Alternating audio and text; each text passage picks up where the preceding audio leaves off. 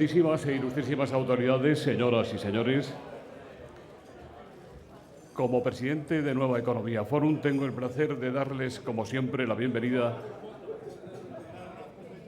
al Foro de la Nueva Comunicación que organizamos con la colaboración de Vodafone. Hoy este foro se viste de gala para compartir la feliz dicha de la COPE y de Carlos Herrera, uno de los grandes maestros de la radio del siglo XX y del siglo XXI. Le hemos de agradecer a ambos, al presidente de la COPE, que va a hacer su presentación, y a don Carlos, que hayan acudido a nuestra llamada para presentar la nueva etapa de la COPE. Don Fernando, la tribuna es suya.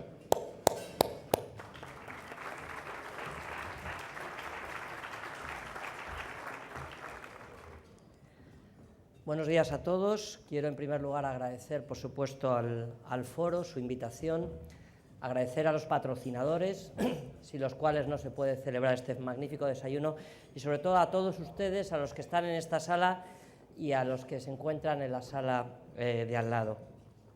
Hay momentos en la vida en los que se producen felices coincidencias. Hoy es uno de ellos, porque presento en este espacio a un admirado amigo y además lo hago en nombre de la empresa que vuelve a tenerle entre los suyos, don Carlos Herrera.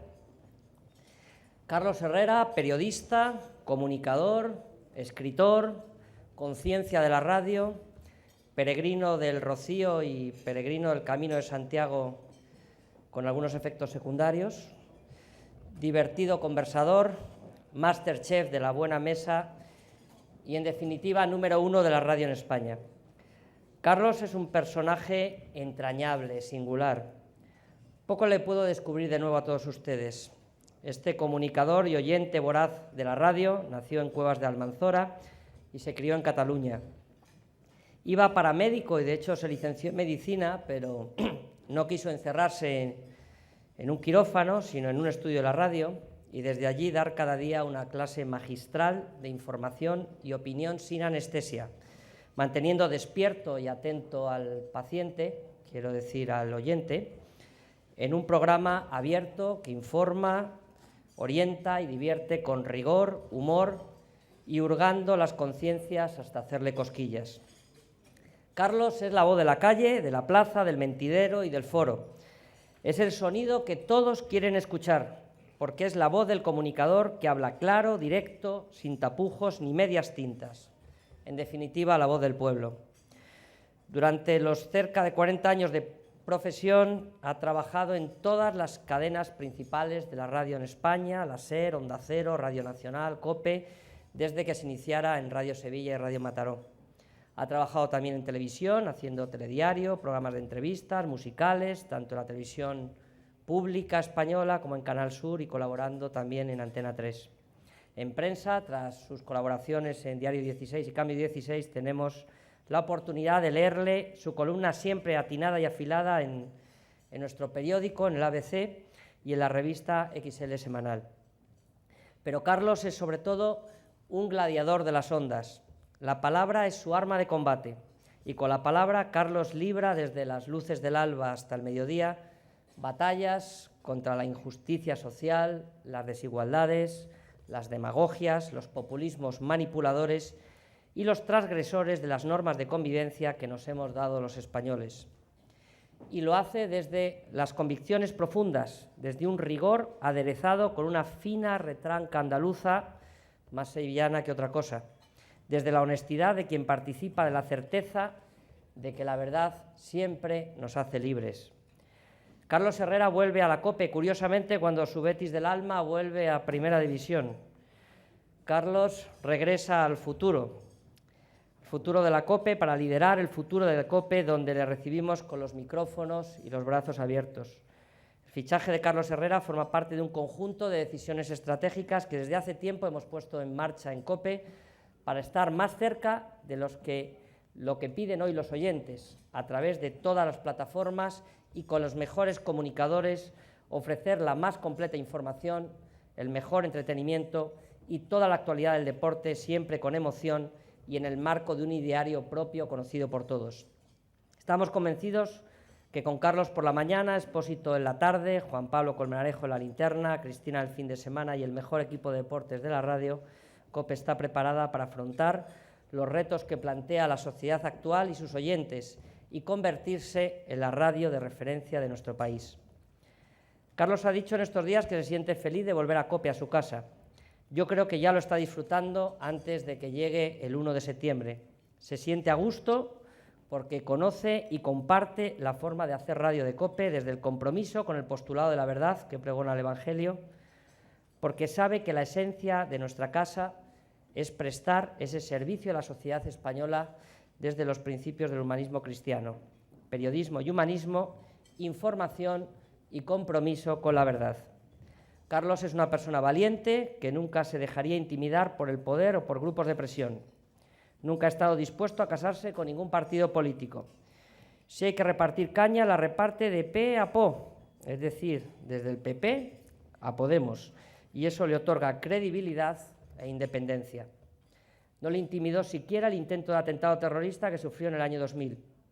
Pese a que fue algo más serio y doloroso que una amenaza, Carlos siguió con más fuerza, si cabe, su lucha contra el terrorismo y la defensa de sus víctimas, su compromiso con las libertades que se fundamenta en el respeto a todos los pensamientos que no alienten la violencia. Vivimos momentos apasionantes, cambios políticos y sociales en España, populismo sin rumbo definido, tormentas financieras en Grecia y en la Unión Europea, la grave amenaza yihadista, incertidumbres y la puerta abierta también a la salida de la crisis. Hoy más que nunca hace falta la voz de alguien que nos sepa explicar lo que está pasando, cómo nos afecta, que nos dé otra perspectiva, que analice, que refleje la pluralidad de enfoques y que nos dé claves para comprender y valorar el día a día. Es decir, nos hace falta Carlos Herrera. Gracias, Carlos, por haber vuelto a casa, gracias por no dejar huérfanos a los oyentes y gracias sobre todo por ser como eres. Y como dice el promotor de este foro, Carlos, la tribuna es tuya. Gracias.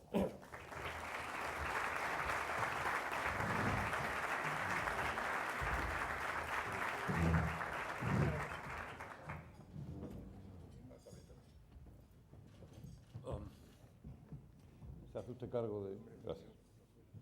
Esto es entrar con buen pie en la COPE. Esto no tenía una tribunita aquí. No tenía una... Póngamelo porque estoy muy chico. Ahí lo abordó. Ahí lo abordó. Ahora. Ahora. Señoras, señores, me alegro. Buenos días. Difícilmente van a encontrar sobre la faz de la tierra a alguien más agradecido que yo esta mañana del lunes.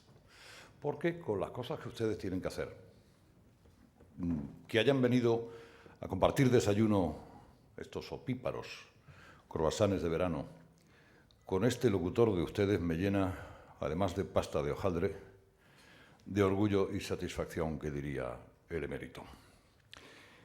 El pasado 27 de marzo, yo me despedía de mis oyentes habituales pidiéndoles disculpas por no saber qué iba a ser de mi vida profesional a unos cuantos meses vista. No solo formaba parte de mi compromiso anterior resultar esencialmente discreto, sino que no tenía tomada una decisión al 100%, ni siquiera al 50% o al 30%. Yo era, como decían Le Luthier, el candidato perfecto al premio Príncipe Vasili, así conocido por su carácter dubitativo.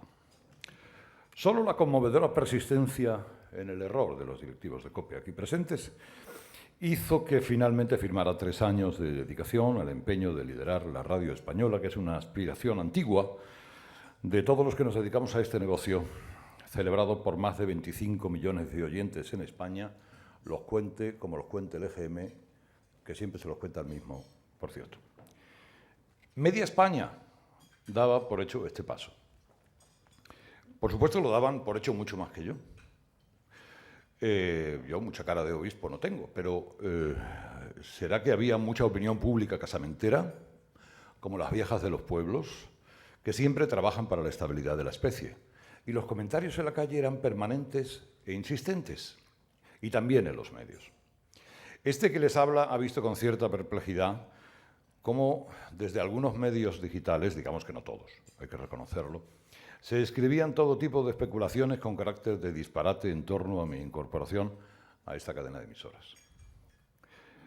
Que, por cierto, se daba por hecha también desde el primer momento en que se anunció mi no continuidad en el proyecto anterior. Que si había exigido empezar a las 8 y desde la cama, que si iba a cobrar lo que medio equipo de la NBA. Por cierto, no es una mala sugerencia. Que si exigía una desconexión especial con tu COPE más cercana para mi tostada con aceite. Que si de Suecia yo no quería ni un disco de ABBA. O que si necesitaba un sillón de relax asiático con luz natural y piscina en la segunda planta para mis programas de verano.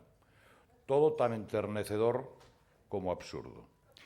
La realidad es, como siempre, algo más aburrida, más corriente, más normal. Miren, yo vengo a continuar el gran trabajo de Ángel Expósito y de Javi Nieves en la mañana y rodeado de compañeros a los que admiro, a esforzarme desde las 6 de la mañana hasta pasado el mediodía para que la audiencia de COPE sea la más numerosa y, si es posible, también la más feliz. ¿Y qué voy a hacer? Pues lo único que yo sé hacer. Además de transmitir festivales de la OTI o hacer arroces en paella. Están ustedes invitados el día que quieran, soy un consumado artista. Yo solo sé hacer programas de radio. Y no siempre. Es tan complicado definir un programa de radio, tan complicado como definir la pintura de arte difícil. El arte que no es que sea difícil de entender, que es difícil de que te guste, como decía el clásico. Pues eso, fíjense ustedes que es lo que explicamos todos los que decimos en qué consiste o va a consistir un programa de radio. Usted pregúntele al que vaya a empezar un programa de radio y le dirá, pues al servicio del oyente, mucha actualidad, atentos a las diferentes sensibilidades sociales, pluralidad de interpretación y análisis, abiertos a la interlocución y participación del objeto deseado, aquel que nos escucha 5 minutos o 5 horas, y todo moderno, muy moderno. Pues claro, lógico, imaginen que decimos lo contrario. Imaginen que decimos que nos importa un carajo la actualidad, al oyente que le zurzan, a los que no piensen como nosotros ni agua, más antiguo que andar pa'lante, y aquí no entra ni Dios al teléfono. Bueno, Dios, sí. Qué cosas tengo. Lo que hace un programa diferente de otro es el factor humano. El factor humano de quien dispone cuál habrá de ser la técnica a utilizar. Uno hace programas de radio en función de cómo es. Y los mismos son reflejo de la personalidad de quien los conduce. Si tú eres un sieso, tu programa será un engrudo, aunque resulte políticamente intachable. Si eres capaz de emocionar, el engrudo se hará una suerte de néctar cotidiano, si me permiten ser un cursi de cojones, que lo soy. Decía Fernando que llevo 40 años en la radio. No es verdad, llevo 38 y medio. Bueno, has dicho casi 40 años. Sí, entonces estamos en lo cierto. Yo sé que no lo parece, gracias al prodigio de los tratamientos antiedad a los que me someto en las pausas publicitarias y en los boletines. Yo empecé en la adorada y añorada Radio Sevilla de los 70 ejerciendo el noble oficio de traidor. El traidor no era otro que el que traía las cosas. ¿Dónde está el traidor? Le he mandado, se ha llegado un mandado. Pues dile que venga que me traiga. Traer, traidor. Y de aquí hasta ahora, si yo no he aprendido a hacer programa de radio, es para matarme.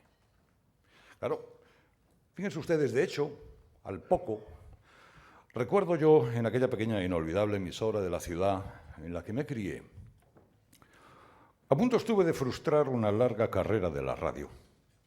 Era uno de mis primeros trabajos y fue transmitir la feria de la localidad desde un pequeño cubículo instalado a propósito entre un stand de tractores y otro de conducción de riego para jardines, que son motivos ambos llenos de espíritu festivo y feriante. Estaba yo recreándome en el relato de cómo gozaban los visitantes del ferial con esa voz que ponemos de nodo y con ese verbo ciertamente participativo y encomiástico y diciendo: aquí estamos, arrobados por el concurso de cientos de personas que pasean alegres, atentos y sorprendidos por el espíritu emprendedor de los empresarios que muestran con indudable acierto y entusiasmo la síntesis del carácter de los pobladores de este enclave idílico entre jolgorio de los más pequeños y relajo festivo de aquellos que han guardado unas horas para el paseo y la fiesta. Pero así sin fin, continuamente. En un momento determinado, el técnico, tan inexperto y joven como yo, me hizo el habitual gesto con el que se indica que se ha cortado la señal. Y me dice: s'ha tallat. Digo: ¿que s'ha tallat? Pues sin encomendarme ni a Santa Juliana ni a Santa Semproniana, que son las patronas locales, dije: se ha cortado de verdad, ¿no? Pues mira, ni aquí hay gente, ni esto vale un duro, y yo ya estoy del tonto del tractor hasta el mismísima gónada, no dije gónadas, del capullo del riego que se lo podría meter por donde el sol no brilla, no dije el sol no brilla.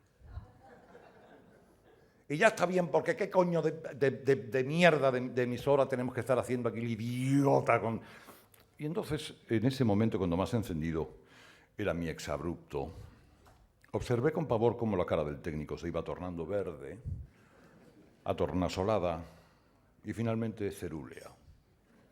Apretando el botón de auriculares apenas tuvo hilo de voz para decirme: m'he equivocat. Funcionaba. Yo en ese momento pues entendí que se había acabado mi prometedora carrera en la radio.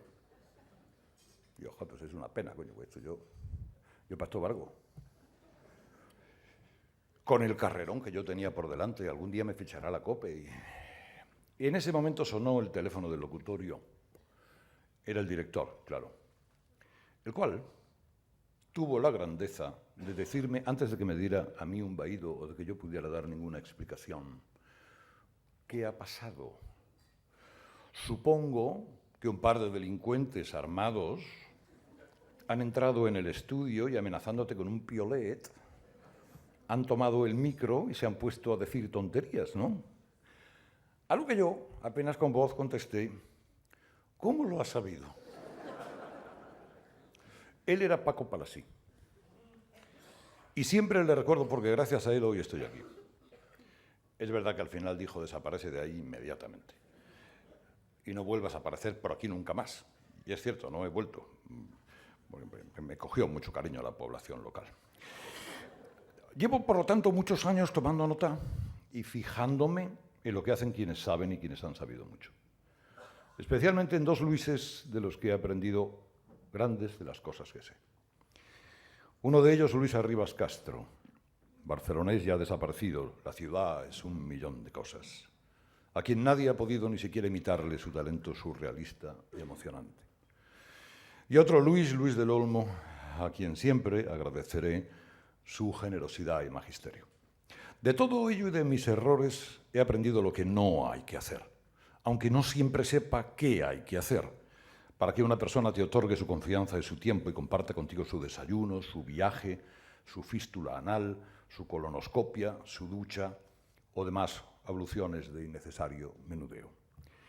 Al intentar hacer lo que sé, ustedes podrán hacerse una idea, si anteriormente me han distinguido con su audiencia, acerca de lo que les espera si se despiertan conmigo prontito, porque además hay que levantarse prontito y no ser camastrón, para que no les diga aquello de levantarse que lleváis durmiendo desde la Edad Media.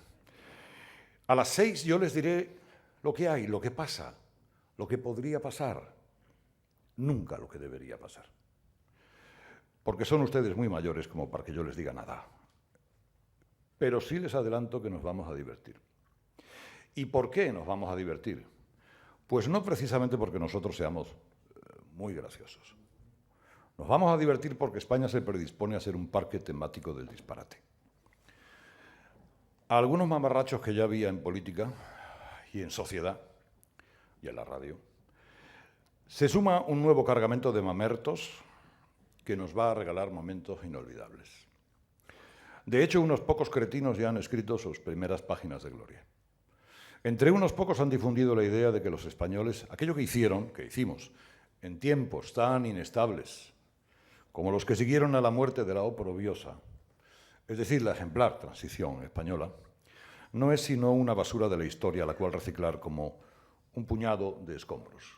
La Constitución, tan perfeccionable como la ideología intestinal de algunos, ha permitido hacer de España el lugar del primer mundo y no ese permanente monumento a la anomalía que fue a lo largo de los últimos siglos. Unos cuantos remueven desde el fondo de los cajones de las ideologías un puñado de ideas que eran antiguas cuando nacieron y pretenden escribir, con alguna colaboración estupefaciente de otros, por cierto, un pasaje caraqueño para nuestro devenir. Ya les adelanto que no voy a ser un colaborador servil en la humilde medida de mis posibilidades. Yo reivindico el esfuerzo de los españoles para evitar esa endemoniada costumbre en la que nos hemos mostrado auténticos maestros, que es la capacidad de autolesionarnos. Y pongo al servicio de la estabilidad, del progreso, de la concordia, todo mi esfuerzo, que es el mismo que ponemos en COPE contra el fanatismo y la demagogia. Si es verdad que la 100 veces anunciada recuperación económica se filtra a través de esa manta zamorana que separa la macro y la microeconomía, se lo contaré. Pero si eso no pasa, no me inventaré qué ocurre. Hoy vemos como aquella Europa a la que nos incorporamos hace 30 años y que tanta aventura y progreso volcó en nuestro país, se debate entre expulsar del paraíso a un socio un tanto golfo o seguir suministrándole costo para la fiesta de cumpleaños. Como los vecinos de escalera que se niegan a pagar la comunidad o que pretenden que todos le mantengan el ascensor. Los griegos comprueban lo que ocurre cuando el resto de paganos se harta de ser el que se sacrifica.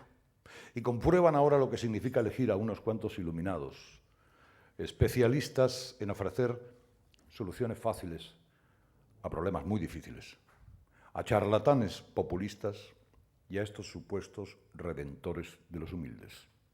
Esto es como lo del azulejo, además, para los países que encauzaban un despegue de los peores lodos de la crisis. Hace un día estupendo, bueno, pues verás cómo viene alguien y lo jode. Pues eso. El desafío a seguir, el objeto a analizar, tiene diversos componentes informativos, como toda la vida fue, claro. Pero alguno de ellos es tan específico que hace de estos días un espécimen de estudio muy particular. España se enfrenta a tantos desafíos, a tantos duelos y provocaciones, que uno nunca sabe por dónde empezar. El desmembramiento periférico, por ejemplo, así conocido por las tensiones separatistas, cuando no sediciosas, de determinadas bolsas sociales y gobiernos autónomos que hacen que si los cuestionas te conviertas inmediatamente en un faccioso irrecuperable para el discurso políticamente correcto. Si en este asunto otros son más blandos que las heces de pavo, bueno, yo no tengo ningún reparo en que los repartidores de carnés de progres me coloquen en la lista de indeseables. Seguiré diciendo lo que he dicho siempre y seguiré dando cobijo a los que defiendan la España diversa, distinta, pero razonablemente unida en lo elemental. Y estableceré, como siempre hice, un escrupuloso y reverencial respeto por la verdad y por aquellos que me escuchen a diario, que por la cuenta que me trae espero que sean muchos. Es más, yo les conmino a ustedes al apostolado. Salgan y difundan la buena nueva, si son tan amables. Díganle a todo aquel que conozcan, incluso a los que no me puedan ver, que en esta casa trabajamos con valores amparados por una doctrina tan moderna como secular, que es el humanismo cristiano. Dígale que aquí no se dan golpes de hisopo y que no consideramos nuestro micrófono como un púlpito electrónico, que no hacemos radio de trinchera y que no pretendemos esforzarnos en esa figura a veces tan repetida por compañeros de armas, que es el encabronamiento social. Es evidente que quienes me conocen saben cómo pienso acerca de algunas cuestiones elementales que afectan a nuestro país. Posiblemente como la mayoría de ustedes. Yo no tengo edad de disimular determinaciones y tengo ideología, como todos los periodistas. La mía es liberal, lo siento. Y como todos los periodistas, yo no voy a ser una excepción, ya que no soy el arcángel San Gabriel. Lo importante y lo elemental no es tanto disfrazarse como no caer en uno de los repetidos errores del periodismo, que es el sectarismo. En la COPE caben todas las voces. Bueno, claro, todas, menos las voces de los que nos quieren destruir, dinamitar, matar, anular, como pueden ustedes imaginar. Pero eso ni siquiera es necesario recordarlo. Sí, en cambio, que el periodismo no es solo conseguir una declaración importante del líder de turno o del líder político concreto. La radio, creada a base de colores palpitantes de la voz, está hecha para recoger la emoción de los comunes. Y eso quiero recrearlo pues con una sección que me es tan propia como los gurullos con conejo, que es la hora de los fósforos. Todo comenzó hace años, como ustedes saben, o como alguno de ustedes sabrá, con el error feliz de una buena mujer de Valladolid, llamada Emilia, al confundir fósforo con forofo. Sin saberlo, ella creó una marca, el branding, que es una cosa muy difícil.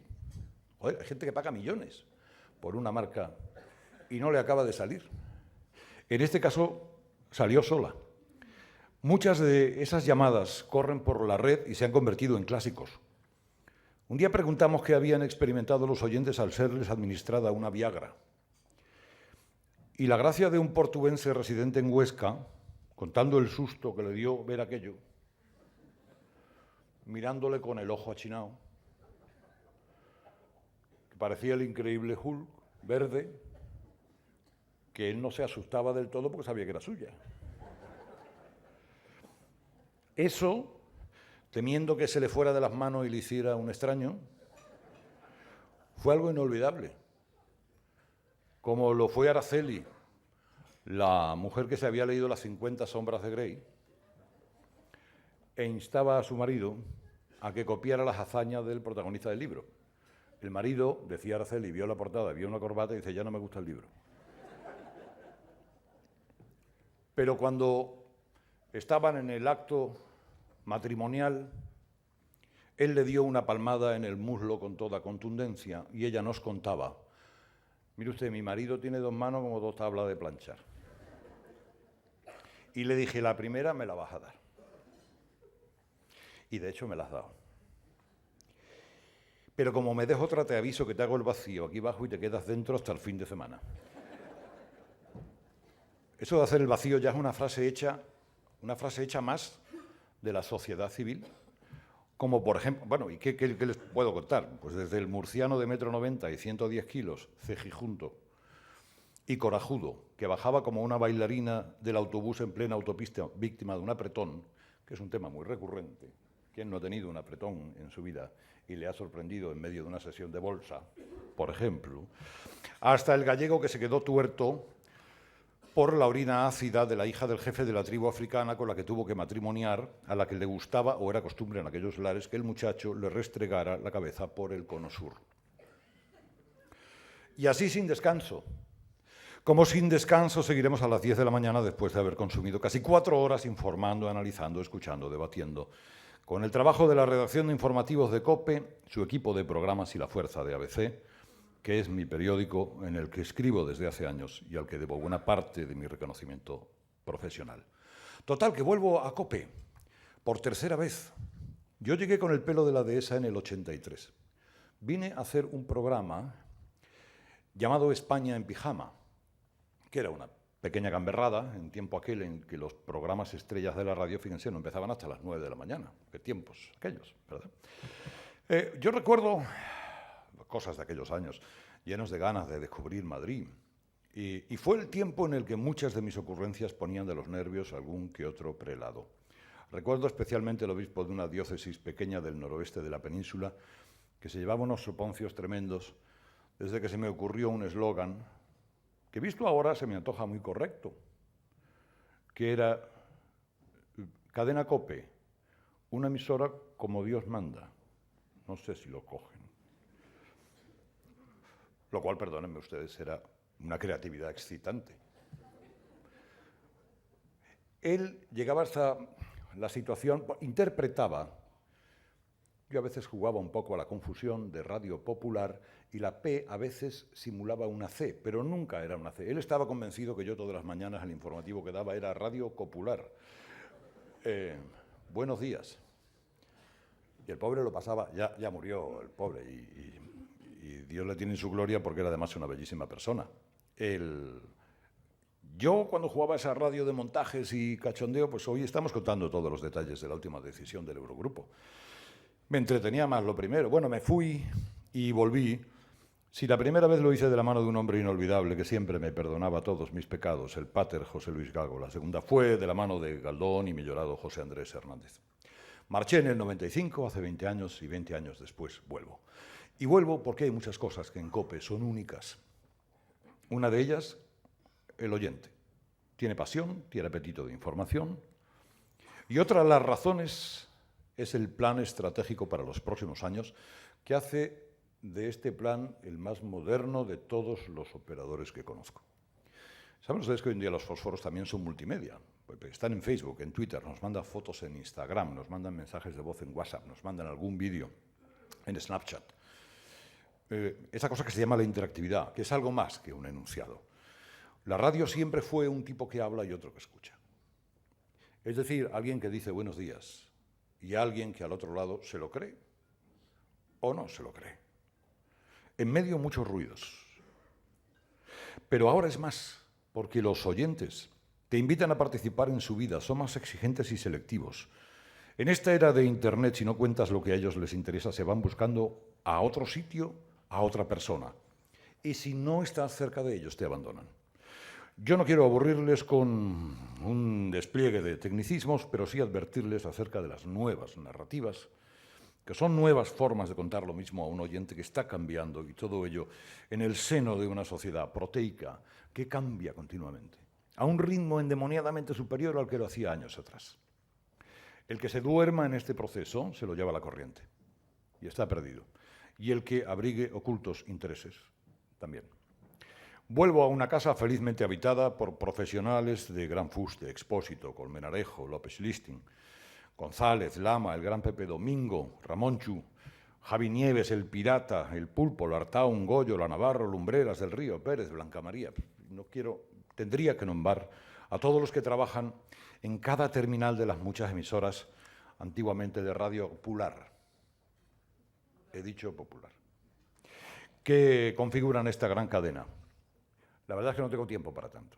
Solo puedo añadir, para terminar y pasar a responder a todo aquello que ustedes quieran, que yo no vengo al refugio. Yo vengo a por todas. A por todos los oyentes. A por todos los anunciantes. Algunos de ellos aquí representados, por cierto. A los que siempre les pido que confíen en nosotros como siempre lo han hecho. Porque COPE y un servidor y mis compañeros vamos a por el liderazgo. Un viejo profesor me decía en mi juventud, que al contemplar mi aspecto aniñado ustedes creerán muy cercana, que si sacaba un 5 habiendo ido a por el 10, él me daría un abrazo. Pero que si sacaba un 5 conformándome con ello, pudiendo ir a por el 10, me daría un guantazo. Aquí vamos a por el 10. Y luego ustedes decidirán. Estamos al servicio de la sociedad, al servicio del periodismo, al servicio del hechizo y del sortilegio de la radio, al servicio de la serenidad, al servicio de la estabilidad, al servicio de la conciliación, al servicio de la verdad, que ya saben, nos hará libres, y en una palabra, al servicio de España. Locutor de ustedes, Herrera Carlos. Muchas gracias.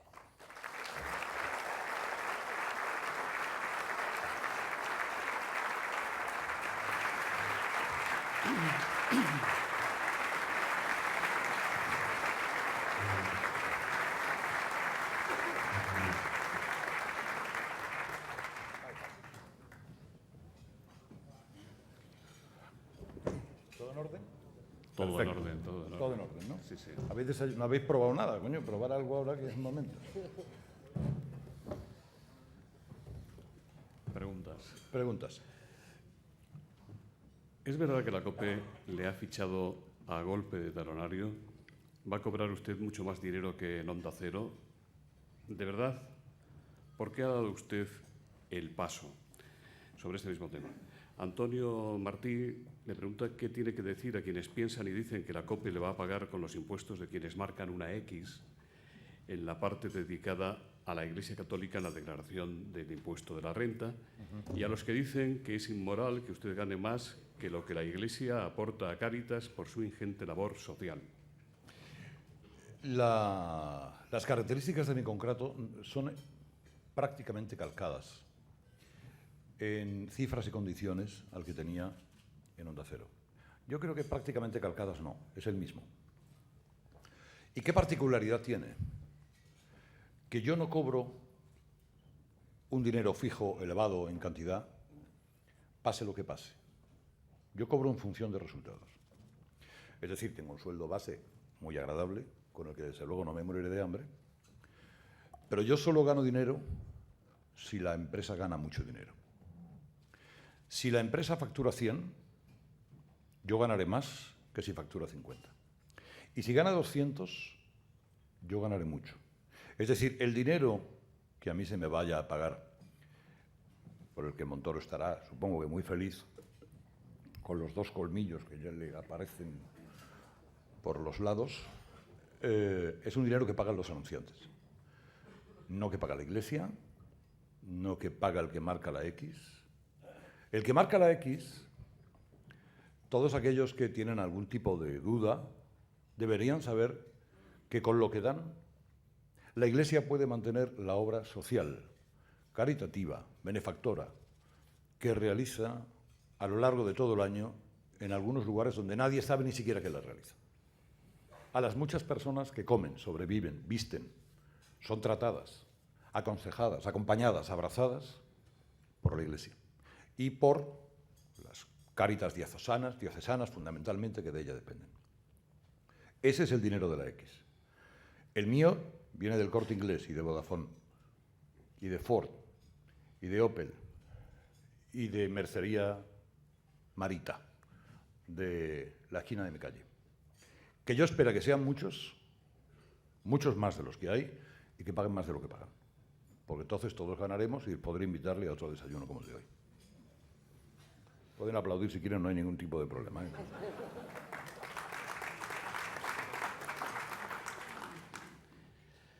Fernando Hernández, del Confidencial Digital, dice: ¿tiene algo que ver, tuvo algo que ver en su salida de A3 Media la línea editorial de La Sexta? Y Luis Carlos le pregunta si cree usted que los guionistas del intermedio, de La Sexta, están preparando ya sus colmillos, valiéndose del Gran Wyoming para seguirle a usted por atrás y por adelante. Eso, como pueden ustedes imaginar, a mí no me quita el sueño.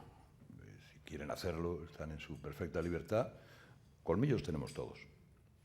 Si alguien quiere que esto sea una guerra de tiroteo yugoslavo, bueno, yo nunca desenfundo el primero, pero si me disparan, yo disparo. Y bueno, yo sé que hay que poner la otra mejilla, pero bueno, eso lo dejamos para ámbitos más clericales. No es mi caso.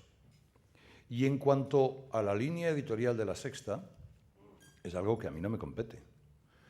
La Sexta tiene todo el derecho a tener una línea editorial. Yo no comparto. Es decir, mi forma de analizar la actualidad o de analizar la realidad es distinta. Funciona con criterios distintos.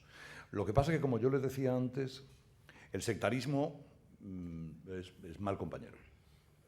Mal compañero de viaje. Me parece muy bien que tenga la línea que quiera tener y que la... yo no tengo nada que decir de la línea que tienen porque tampoco ellos dicen nada de la línea que tengo yo.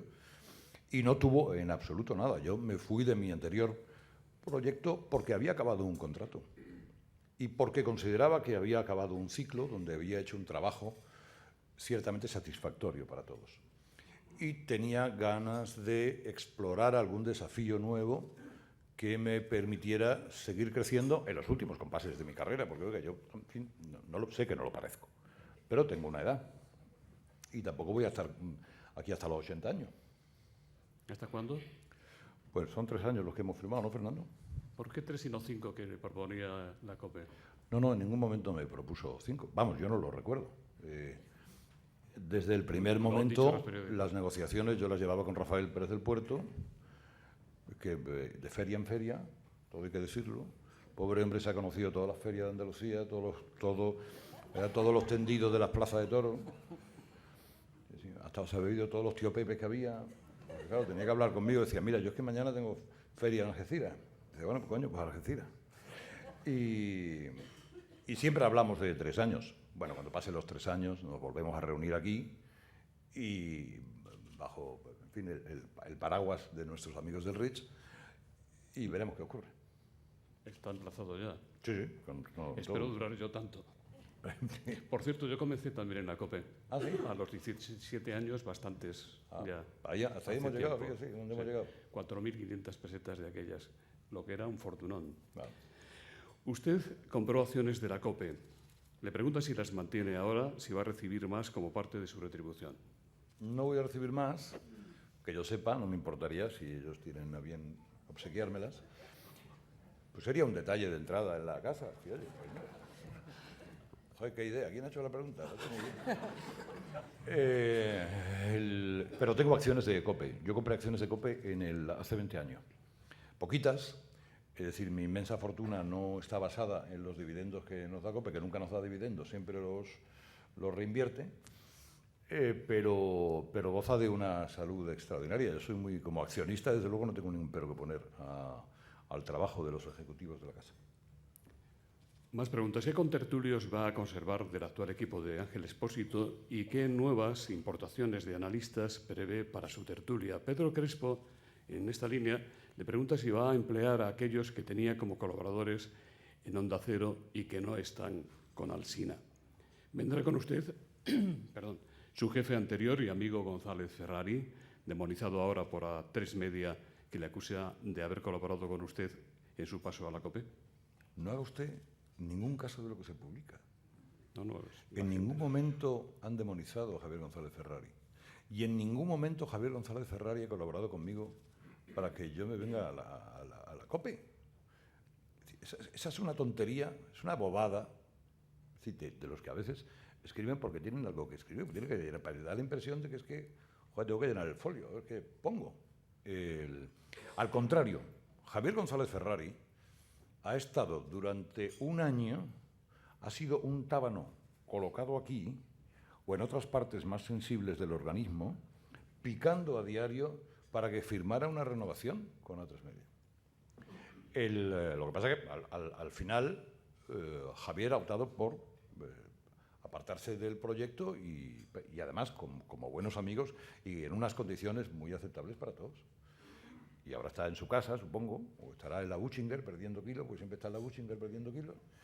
Si alguno de ustedes tiene el teléfono de Ferrari, le llama y le dice, sabemos que estás en la Buchinger, que le hará mucha ilusión contarlo.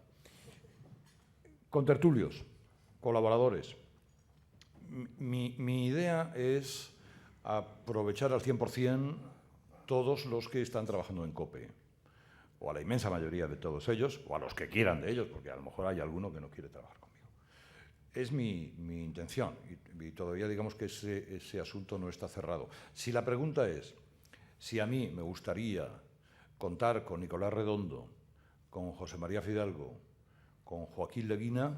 Ramón Tamames, que anda por aquí también. A Ramón Tamames yo le digo que sí me gustaría. Pero no todas las decisiones se toman por el gusto o el interés que tenga uno de los que forma parte, aunque sea el director del programa. Hay más conjunciones. Son decisiones que se toman de forma colectiva, ¿no? Y que yo tengo que someter al criterio de mis superiores. Antonio San José le pregunta si no le ha dado envidia el no poder contar ante el micrófono el cambio de los ayuntamientos y comunidades autónomas. Luisa Crespo le pregunta si le dan miedo los nuevos alcaldes de Madrid, de Barcelona, de Valencia y de Cádiz, por ejemplo. Antonio Cruces le pregunta, ¿el PSOE ha acabado su tumba, entre comillas, al pactar con Podemos? No lo sé. Ha hecho una cosa muy, muy peligrosa, creo yo. Nicolás Redondo, que es un socialista además consumado, tozudo, contumaz, sigue siendo, con todos los rifirrafes que haya podido tener en el seno del Partido Socialista, sigue siendo. Y él siempre dice que el que juega a Podemos, si jugamos a Podemos, gana Podemos. Ya veremos dentro de algún tiempo, me falta algún tiempo más para entender si efectivamente esto es un abrazo de oso o no es un abrazo de oso. ¿Quién acabará con quién o quién no acabará con quién? Yo creo que Podemos lo que quiere es el PSOE. Y que si no anda muy listo el PSOE, en algún momento pueden robarle la cartera por ahí. Segundo, no, miedo a los alcaldes, no, porque no nos van a matar, ni nos van a encerrar, ni nos van a robar, Sí que van a tomar decisiones que algunos, a mí particularmente, algunas de las que ha anunciado me parecen disparates. Esto de plantar nabos en los jardines de las ciudades para que los niños coman en los colegios y así no traer nabos de Marruecos, que es lo que decía el alcalde de Valencia, porque es una de esas cosas que pero vamos a ver, ¿este tío de dónde ha salido? Ha salido de Manresa, es un catalanista probado bueno, oigan, los ciudadanos y esa especie de mini parlamento, que son los ayuntamientos, que juegan a parlamentos, pues así lo han determinado. Ya veremos cómo desemboca. Yo no le tengo miedo al alcalde de Cádiz, ni a la de Madrid, ni a la de Barcelona. Eso sí, es decir, no creo que vayan a ser las mejores apuestas de futuro para las tres ciudades, pero bueno. Yo no voto en Barcelona, ni en Madrid, ni en Cádiz. Por lo que cabe imaginar, le dicen, Podemos, especialmente alguno de sus representantes, va a animar mucho sus mañanas radiofónicas a partir de septiembre y le preguntan si va a intentar entrevistar a Pablo Iglesias en su programa. Sí. De hecho lo pedí, pero no ha tenido la deferencia de venir, habrá estado seguramente muy ocupado. Pero claro que tengo el interés, como no voy a tenerlo. Lo tengo y con toda cordialidad. Si me concede la entrevista, se lo agradeceré mucho y se la haré. ¿Y Albert Rivera? Albert Rivera, también. Albert Rivera es un político que ha demostrado mucha valentía durante años, siendo una isla casi solitaria en Cataluña, defendiendo la Constitución y defendiendo muchos valores comunes en todos. Lo que ocurre que hay veces que cuando se dan determinados saltos y se tiene menos programa que tiempo para contarlo, se vislumbran algunas lagunas. Es cuando un torero está toreando al natural y al girarse o al darse la vuelta, hay veces que descubre un poco la femoral y el toro, como la vea, entra. Es decir, que hay veces que tiene cosas de mi mundo y otras veces de político muy responsable. Así que yo creo que la tendencia es ir a crecer, ¿no? ¿Cree que Ciudadanos es el Partido Popular actualizado en estos momentos? Creo que no. Yo creo que los partidos se actualizan. Son unos seres que se autofagotizan y que vuelven a nacer por sus propias esporas. El Ciudadanos yo no sé muy bien lo que es. Quiero decir, porque cuando he leído parte de los programas de Ciudadanos, pues todo es queremos el bien y odiamos el mal, ¿no? Y bueno, eso ya lo sé, pero ¿cómo? Queremos el bien y cómo odiamos el mal. Dígame usted cosas muy concretas que no me dice. Dígame usted cómo quiere dotar a los ejércitos de presupuesto. Dígame usted si cree que los comercios tienen que abrir en domingo o no pueden abrir en domingo. Dígame usted qué postura tiene ante la relación de determinadas comunidades autónomas, el déficit y el Ministerio de Hacienda. Claro, no me diga usted que es muy bonita la fiesta de Reyes Magos, que eso ya lo sé. Ya sabe usted que están estudiando una posible reforma de la Constitución. Sí, la reforma de la Constitución es como la crisis del periodismo. Yo llego oyendo hablar de ella desde que la Constitución se sancionó.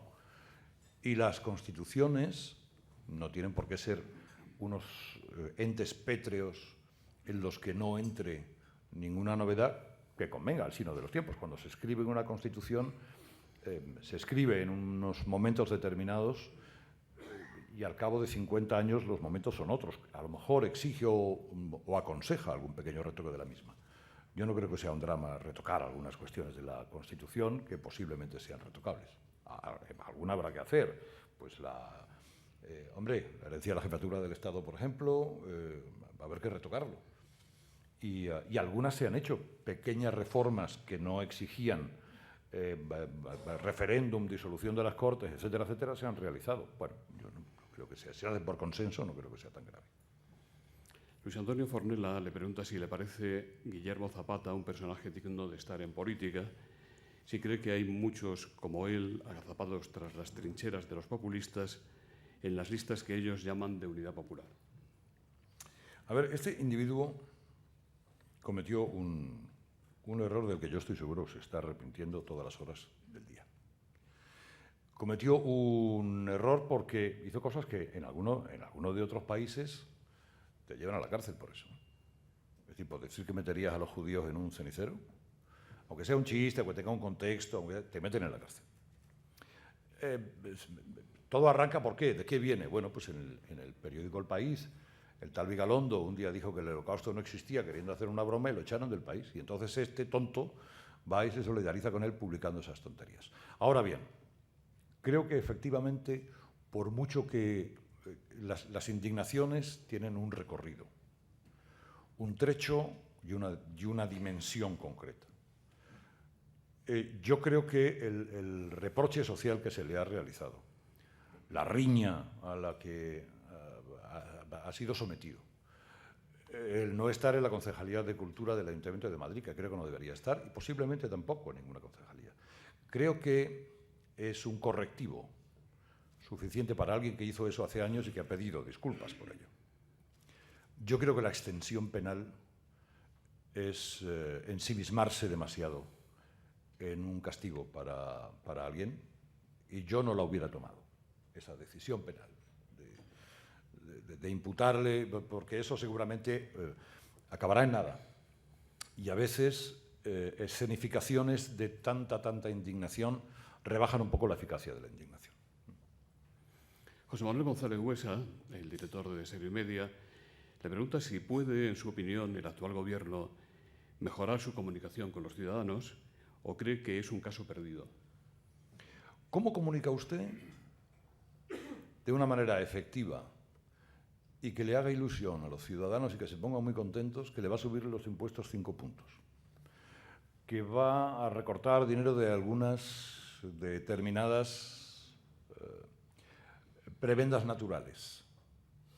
¿Cómo comunica usted y cómo le dice a los ciudadanos que además va a realizar una reforma laboral que hace que peligre su puesto de trabajo con la intención de que se contrate más gente? Sí, pero eso no es inmediato y tarda. Es decir, eso cuesta mucho contarlo a los ciudadanos. O eres un ser de una simpatía natural, de un aire casi fraternal para todos los españoles, o eso no digas que lo cuente. Hombre, Rajoy precisamente no es Judy Garland.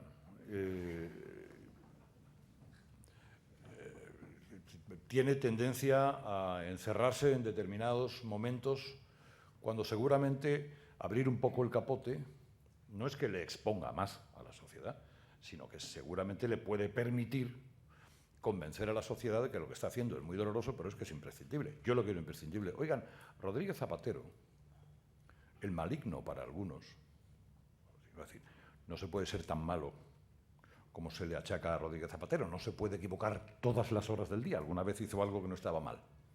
Bueno, a Rodríguez Zapatero se le empezó a reprochar y le empezaron a decir cosas, los suyos mismos, el día en que se hizo mayor y dejó de hacer lo que no debía hacer.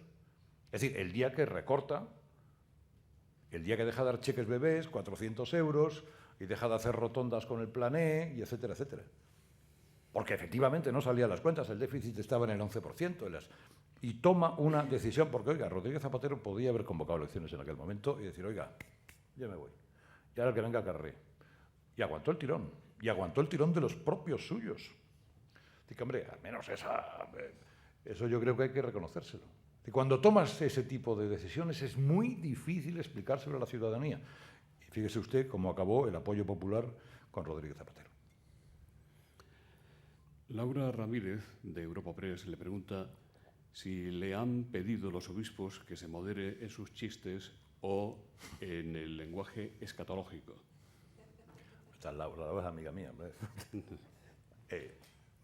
Lori, no. El otro día, debo confesárselo, fuimos a ver a don Ricardo Blázquez, que es el top, ¿eh? El top de aquí. Está entre San Gabriel y San Miguel, vamos. Es un hombre de un sentido del humor extraordinario, de una bondad infinita, por otra parte, ¿eh? Un hombre preparado, sencillo, adusto, castellano, envidiable. Y yo le decía, mire usted, Ricardo, va a tener usted suerte, porque soy el primer católico practicante que va a tener usted haciendo la mañana. Bueno, Ángel también. Porque ha tenido usted de todo aquí. Ha tenido judíos, ha tenido agnósticos, ha tenido ateos, ha tenido pasotas, etcétera, etcétera. Digo, lo que pasa es que de vez en cuando permítame que yo también juegue un poco con el lenguaje y haga alguna picaronada. Y me dice, ay, hijo mío, por Dios, lo que sea necesario. Faltaría más. Digo, yo le prometo que no cruzaré la raya del mal gusto. Y es verdad, porque, hombre, la escatología está ahí. Quiero decir que cuando yo en la radio pregunto ¿dónde le ha dado usted un apretón? Es porque es que eso está ahí. Bueno, ahí, donde suelen estar los apretones. Y a uno le coge un apretón muy malo, y se le descompone la cara. Y entonces, ¿cómo es ese momento en el que se le descompone la cara y está buscando como loco un agujero en el suelo? Claro, ¿y qué pasa en el transcurso? ¿Y cómo se disimula ello? ¿Y qué pasa si te ocurre, pues, en tu boda, en el momento en el que el sacerdote está diciendo, ¿tenéis los anillos? Y tú le dices, lo que tengo yo es otra cosa que tengo. Claro, pues eso hay que conocerlo. No podemos ponernos de espaldas a la realidad. La verdad nos hará libres. No podemos estar de espaldas a la verdad. Y ese es mi compromiso. Por eso la escatología es imprescindible. Don Carlos. Siempre utilizando buen lenguaje, ¿eh? Porque el lenguaje técnico-científico permite evitar tener que utilizar palabras inadecuadas. ¿Cómo lleva usted el ataque de celos de su antecesor, el Señor de los Santos? ¿Federico está celoso? Sí, dicen que sí. Pues no, pero yo creo que Federico es un excelente. La performance de Federico, la puesta en escena, es excelente. Luego el contenido, pues no, a veces uno está de acuerdo, a veces no. Yo muchas veces no. Pero la performance, hay que reconocérsela, es muy brillante. Brillante y divertida. Yo estoy absolutamente seguro que eso forma parte de la performance. Federico es amigo mío hace años. Y estoy seguro de todo lo bueno que me ocurra a mí será para él un gran motivo de alegría. Lo dice en serio. ¿Usted me ha visto bromear a mí alguna vez? Casi nunca. Usted se ha referido al plan estratégico de la COPE y ha dado a entender que lo va a asumir. ¿Nos puede explicar usted cuáles son los objetivos?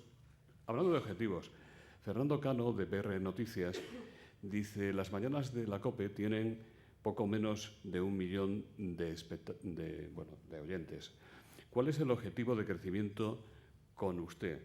Y también la pregunta es extensible, y solo una, al presidente de la cadena que está aquí con usted. Y ese efectos retributivos, sí, de cumplir entre el 5 y el 10. Hombre, si yo tengo 3 millones de oyentes, tengo muchas más satisfacciones que si tengo 1. El problema está en cómo hacer para tener 3 millones de oyentes. Bueno, eso ya es problema mío. Para eso me han contratado y para eso cuento pues con el trabajo de todos mis compañeros, que son estupendos y excelentes. Y entre todos vamos precisamente a intentar eso, que el río sea incesante en el número de personas que nos otorgan la confianza. El plan estratégico, hombre, estando aquí, el jefe de los jefes, de todos los jefes, me parecería un poco insolente que lo contara yo. Si lo quiere contar él, y si no lo quiere contar y dejarlo en el misterio, también, ¿no? Yo creo que el plan estratégico ya es un plan de la casa. Si fuera público ya no sería estratégico, ¿no? Pero básicamente lo único que intentamos es conocer qué es lo que quieren los oyentes y dárselo. Es así de simple. Conocer cada día qué es lo que le preocupa a la gente, lo que no le preocupa, insistir y trabajar ahí. Yo creo que eso es lo que nuestro trabajo, con mucho esfuerzo y luego con gran sentido del humor, que es lo que corresponde. Por tanto, nosotros lo que pretendemos es lo que ha dicho Carlos antes, ¿no? Ser la referencia de la radio en España. Creo que lo podemos conseguir.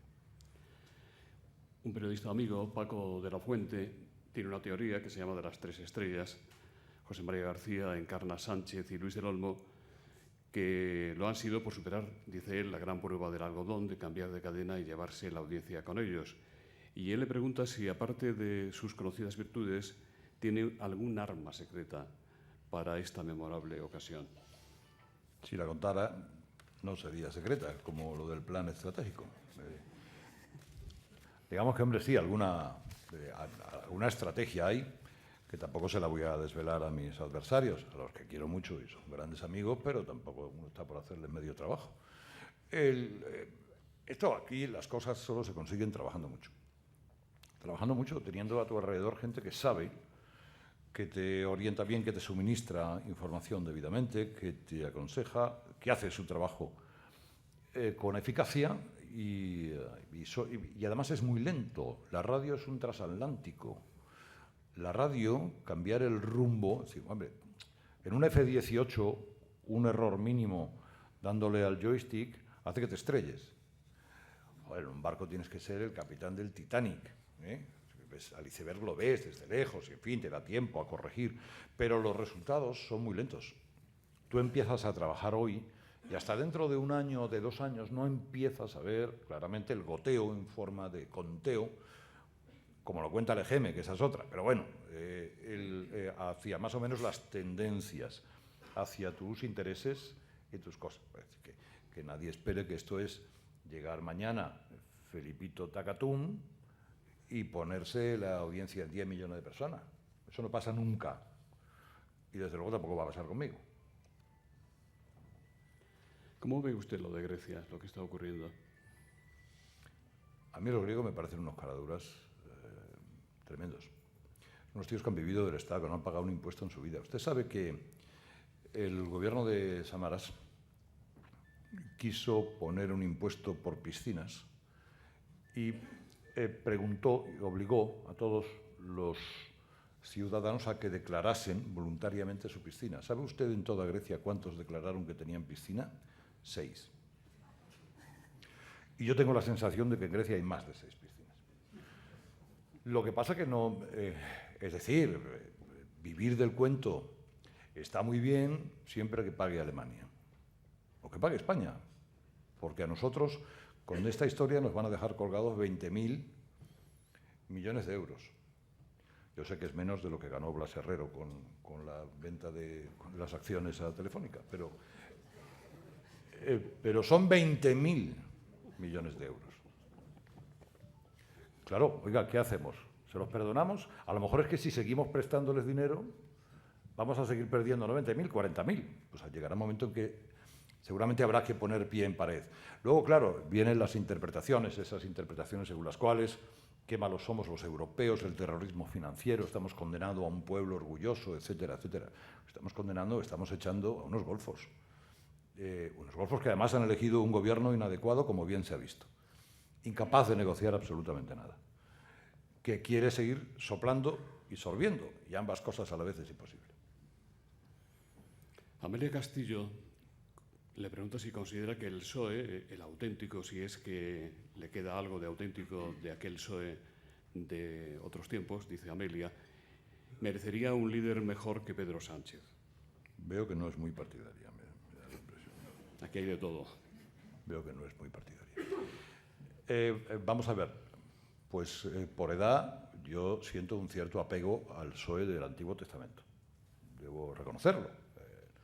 Partido Socialista, de personas experimentadas, el Partido Socialista contribuyó no poco a la modernización de España en los años 80.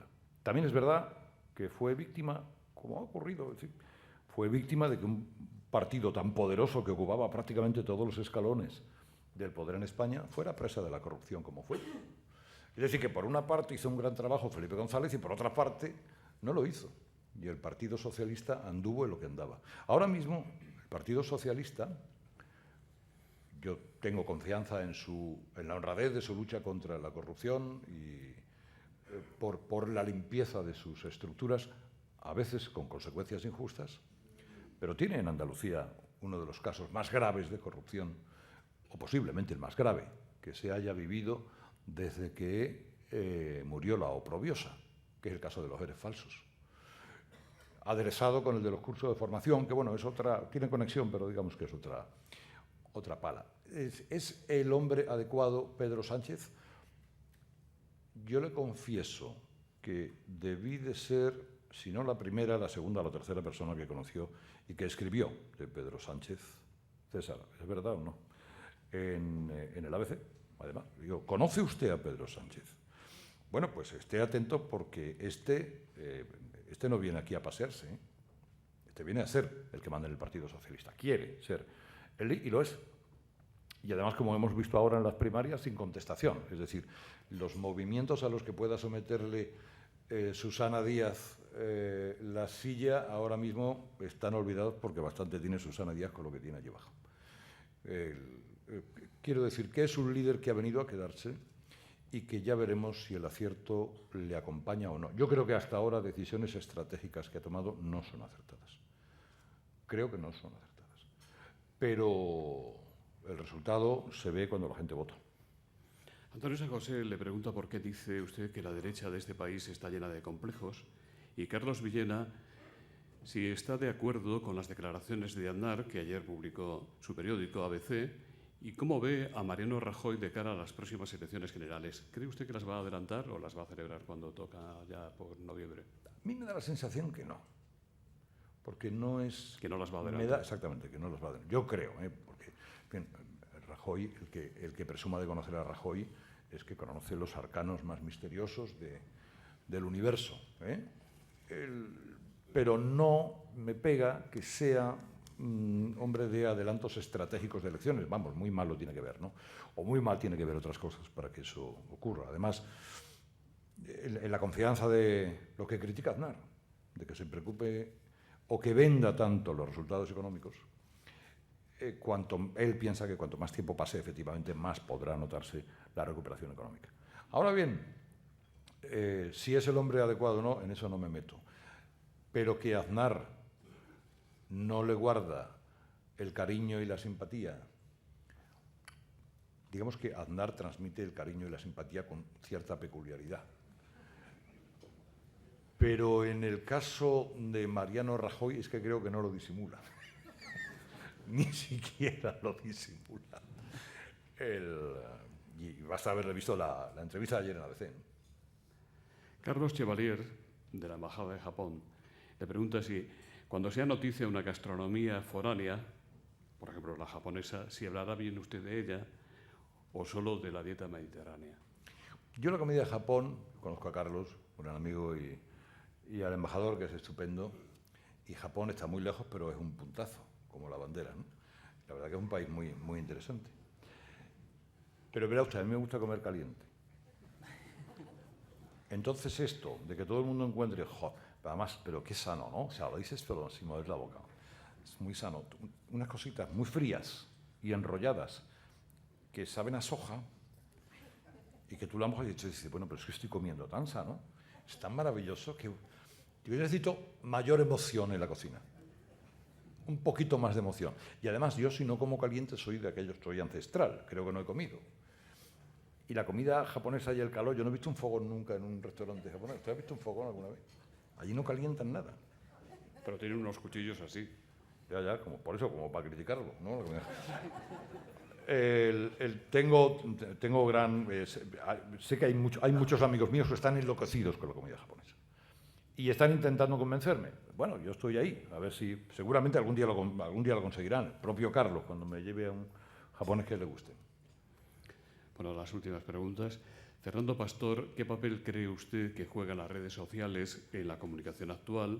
si las va a usar para promocionar su programa. Y Pedro Núñez Morgades dice si va a dar usted voz a los sectores, a la gente especialmente desilusionada, a la parte de la sociedad, a nuestra juventud, y si hay algo que les devuelva la confianza e ilusión. A lo segundo, ¿cómo no? Imagínese usted que dijera yo lo contrario, además. El primer joven que llame desilusionado a mi programa le mando al carajo. Oiga, no. Como usted comprenderá, hay que escuchar. Si es que ya la radio no es solo hablar. Ahora hay que escuchar, saber cuál es el pálpito, qué es lo que les pasa, por dónde van, cómo evolucionan. Es evidente de que sí. Y la primera pregunta era la de...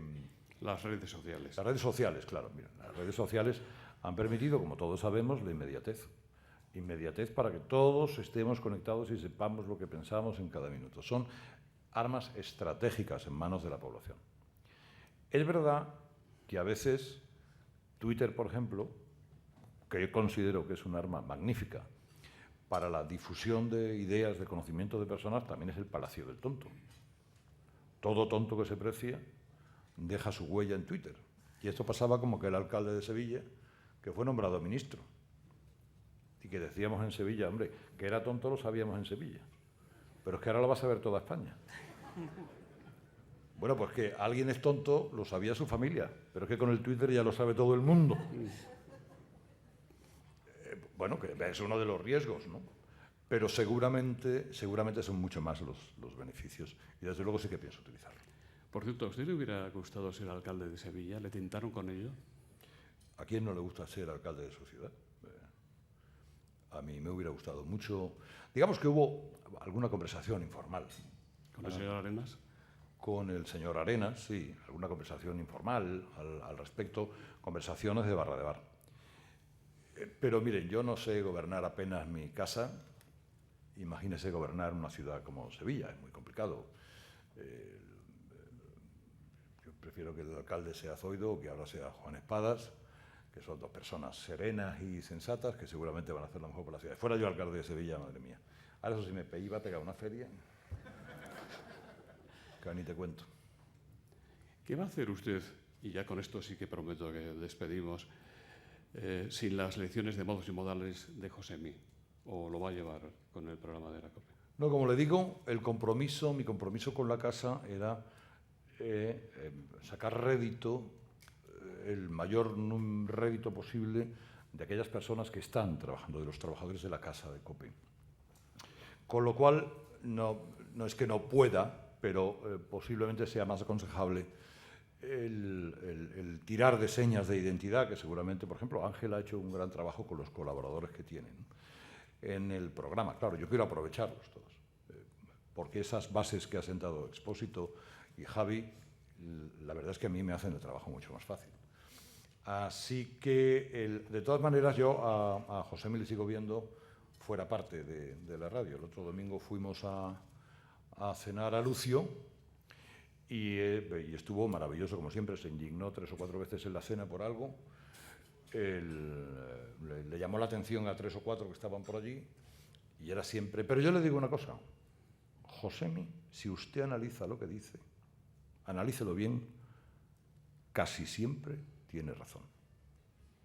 Es un ser que ha decidido ser libre y lo es al 100%. Eso me parece admirable. En nombre de Vodafone, que hace posible este foro de la nueva comunicación, cierra el acto don Rafael Urgel. Bueno, pues brevemente procedemos a la clausura. En nombre de los que hacemos posible el nuevo Foro de la Economía, darles las gracias por la asistencia y por la atención prestada. La radio es un medio que yo creo que ha sabido resistir bien dignamente los envites de la crisis, y si lo ha hecho seguramente que ha sido por su modelo de negocio, pero también por su propia naturaleza. Es un medio que es compatible hoy prácticamente con todas las actividades cotidianas que tenemos, y hoy podemos escuchar a través de cualquier dispositivo móvil que se puede conectar bien a su frecuencia o la red. Pero desde luego, si lo ha sabido, también es por las altas capacidades de las empresas que lo componen, como es la COPE, y de los altísimos profesionales como es don Carlos Herreras, a que hoy tenemos aquí. Don Carlos, esperamos los que somos legión suya sintonizarle el próximo 1 de septiembre y poder deleitarnos con su trabajo. No me queda más que felicitar a la COPE por este excelente fichaje y muchísimas gracias.